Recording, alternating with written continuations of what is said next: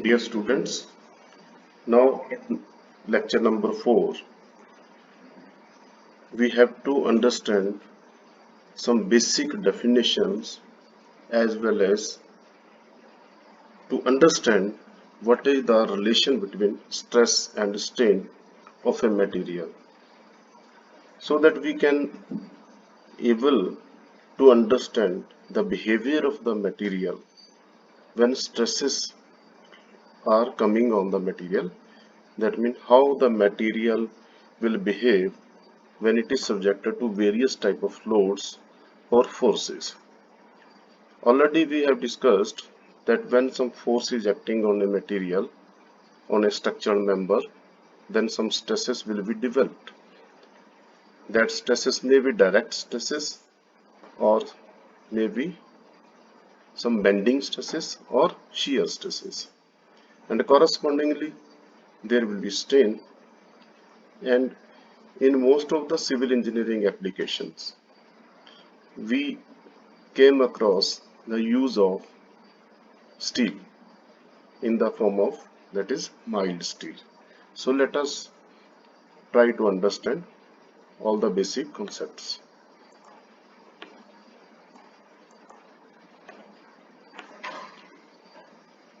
Now, to clearly understand the stress and behavior of a material so that we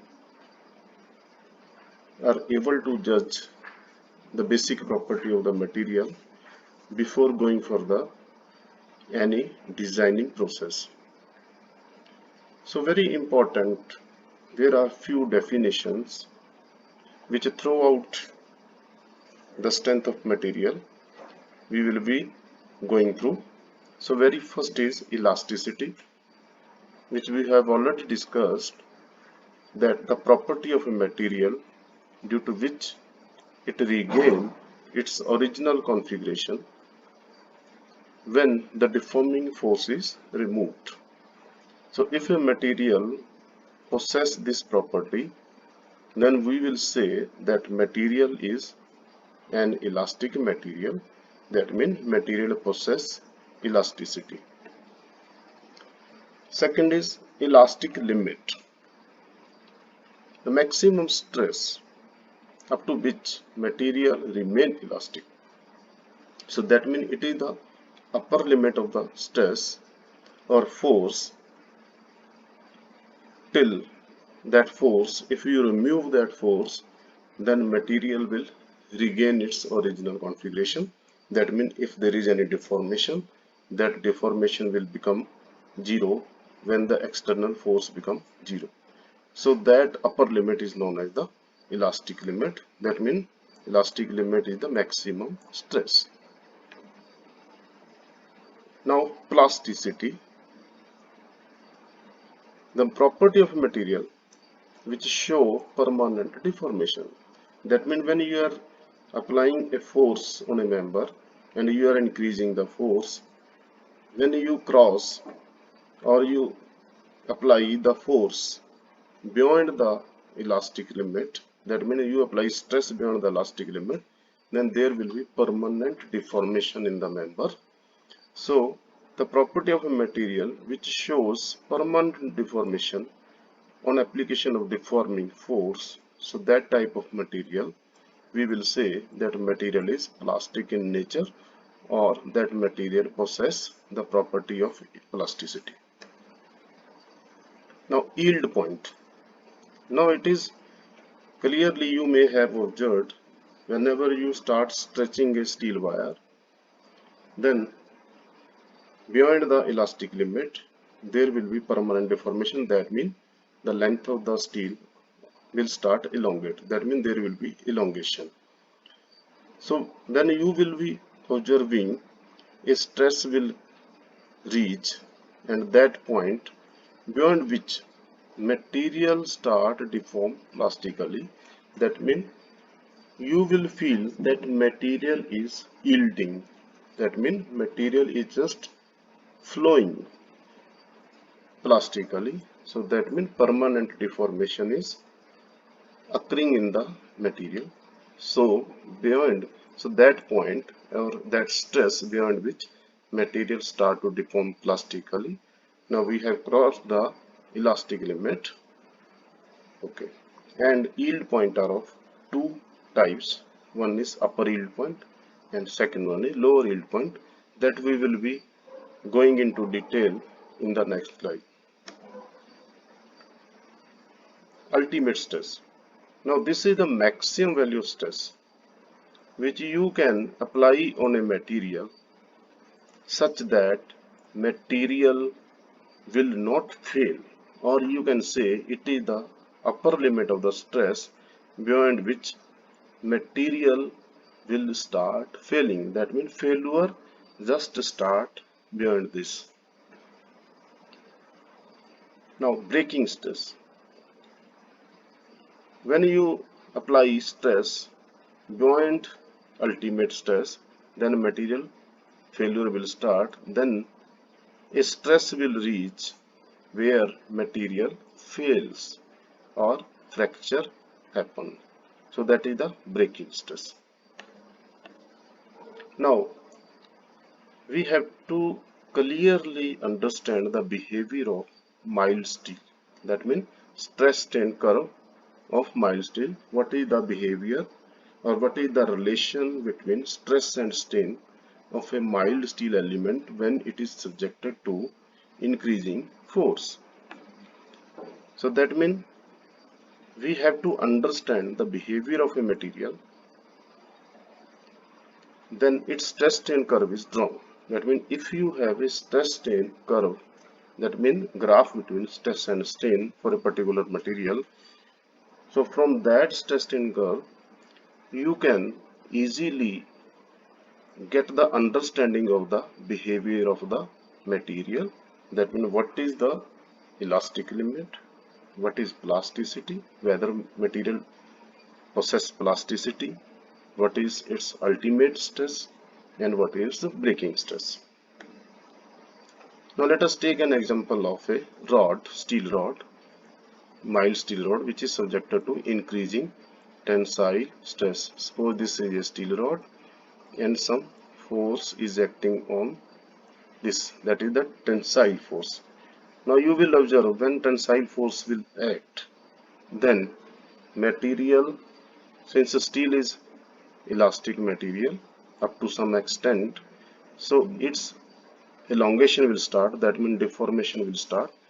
As you increase the force or applied stress is increased, then deformation will go on increasing, or in other language you can say when stress is increased, strain will be increased. What is strain?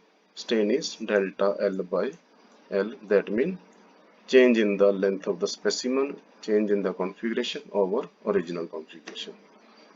Now let us understand, this is the graph between stress and percentage elongation, that means percentage strain. When you multiply this delta L by L into 100, then you will get the percentage elongation.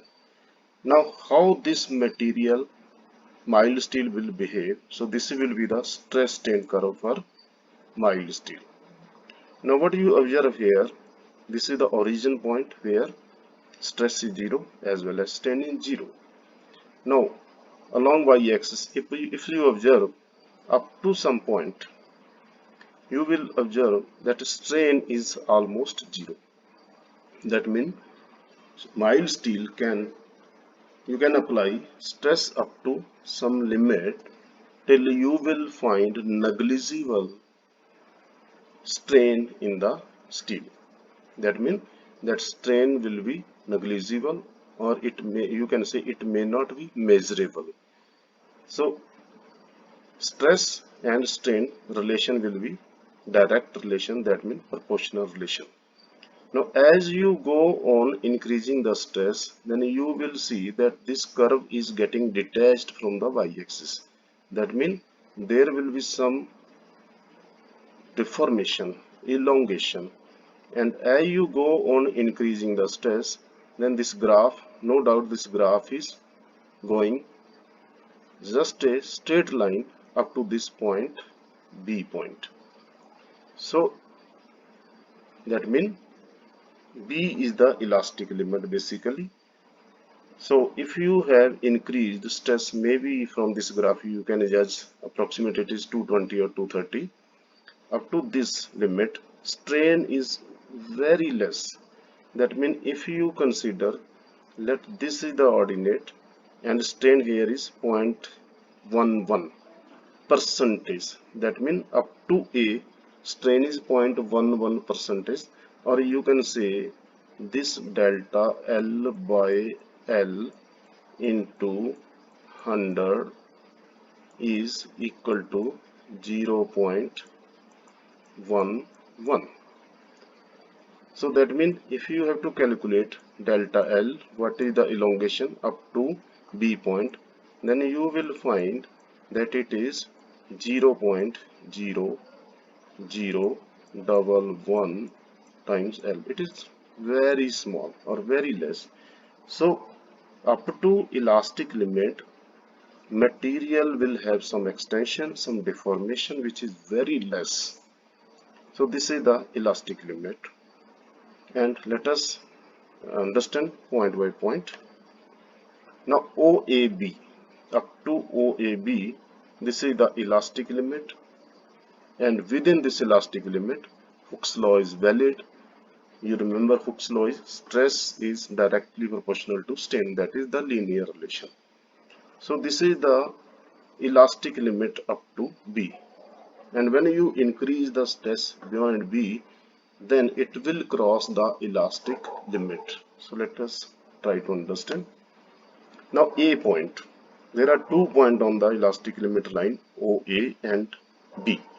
Now A is the limit of proportionality.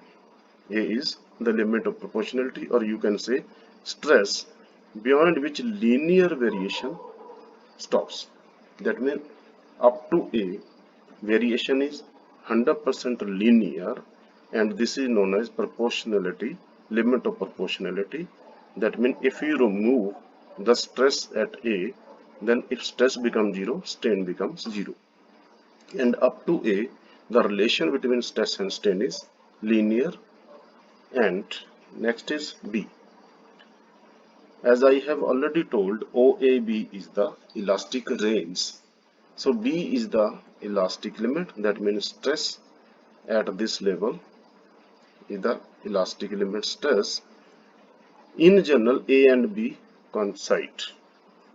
But here you have to note down clearly before that. See, here you have to note down B, above A up to AB, the proportionality will not be there, but elastic limit will be there. So A and B we have clarified.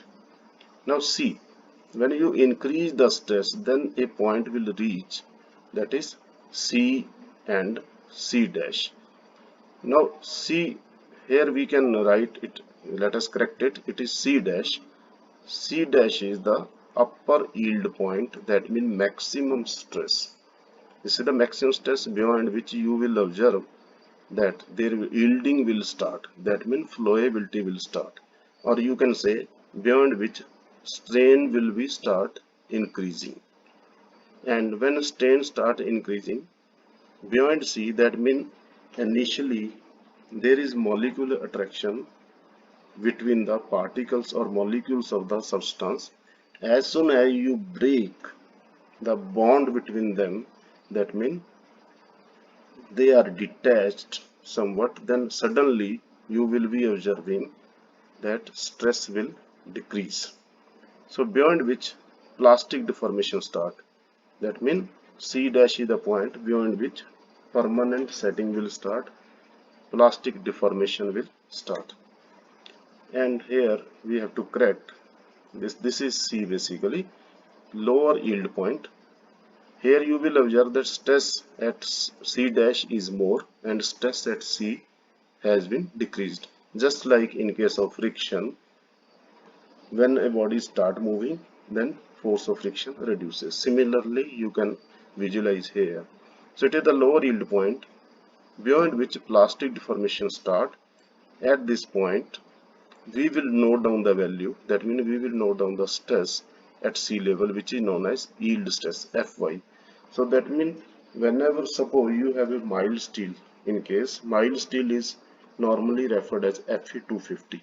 So Fy will be 250 MPa and Fy is known as yield strength of the material. So this is the difference between C dash and C. Now CD you will observe there is plastic yielding, that means stain occur without increase in stress. Now here material is getting thinner. Now cross section has decreased. When cross section has decreased, then at the same force upon area, that means stress will increase because in denominator stress is given by F by A. Now if you keep F constant, but due to the strain and due to the decrease in the cross section area, A will decrease, that means ultimately stress will increase without increasing the force.